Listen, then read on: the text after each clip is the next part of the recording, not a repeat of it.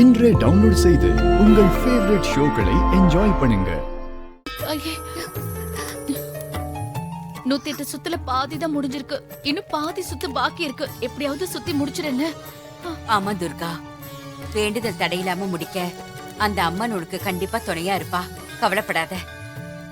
ஆமா துர்கா, நீ தேவி மாவு மனசுல வச்சுட்டு தைரியமா சுத்தி வா. அம்மன் உனக்கு துணையா இருப்பா. வா.